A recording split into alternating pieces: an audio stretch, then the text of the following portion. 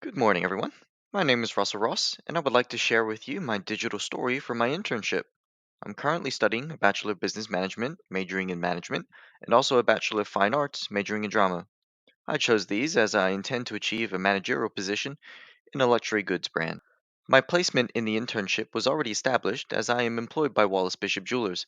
Fortunately, at the time I had to undertake an internship, I was being promoted to an assistant store manager of the flagship Chermside store. The goals in which I wanted from my internship complemented the position nicely, so I chose to undertake them at the same time. What was required of me in the position was to utilize my existing knowledge and experience from my time previously in the company and apply them to managing the store in all aspects. My goal of the internship was to acquire real world knowledge of the skills and duties that befall a manager and be able to utilize them efficiently. This, however, presented some challenges as it was my first significant manager role. This was the most relevant experience for me as my previous roles had me responsible for singular areas. This position, however, made me accountable for multiple different aspects of the store, and I was required to be proficient in sales, banking, staff and store supervision, visual merchandising, security, and the in store repair department. Furthermore, I now have a team that looked to me for guidance when it came to idiosyncrasies of the store, but mostly customer resolution. This experience for me was an eye opener, as I always thought I had the knowledge for such a position, but applying it in the real world is much more difficult. This difficulty made itself most apparent to me when I was faced with my most challenging experience. I never anticipated or would accept the possibility that a great day could turn into a difficult one the second a customer walks in, but in retail, that's exactly what happened. This was an especially eye opening situation and reflective of my career intentions to work in luxury goods, as the connotations and expectations of luxury goods are much higher in all aspects of the sale. From service to after sales care, everything is at an elevated level.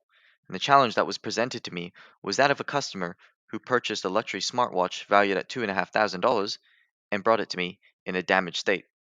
Unfortunately, the screen had popped off, and the client was understandably quite verbal with their discontent, to the point where a resolution was demanded within an unreasonable amount of time for something I knew wouldn't be entirely within my control. And I was now faced with the responsibility of overseeing this particular repair, in which had to pass through several channels. From myself to head office, to our repair department, to the watch brand and their repair department, the customer, through their eyes, had just made me liable for all steps in the process.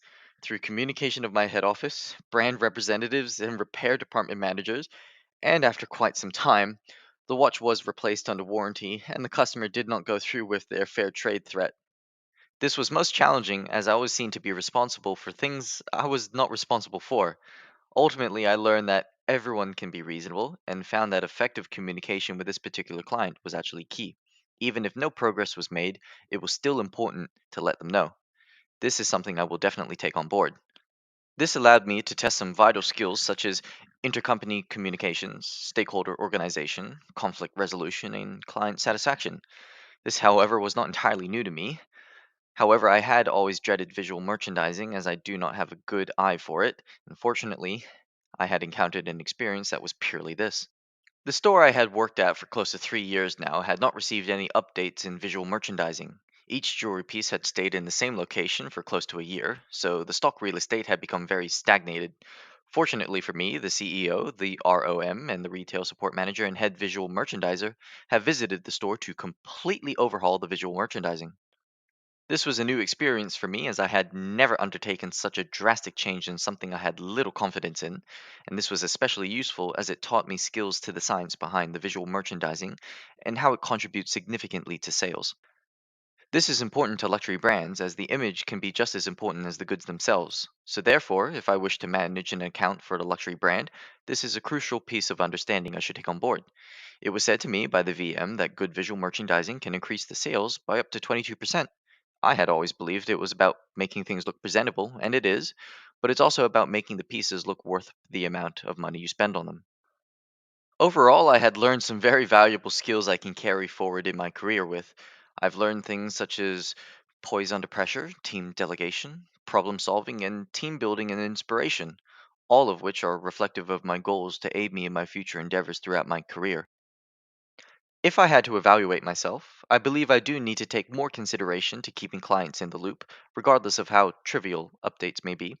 but also be able to view things from the client's perspective. I believe these will help me reach my goals as I will have a better understanding about the most important thing of all. It's all about the customer. Thank you very kindly.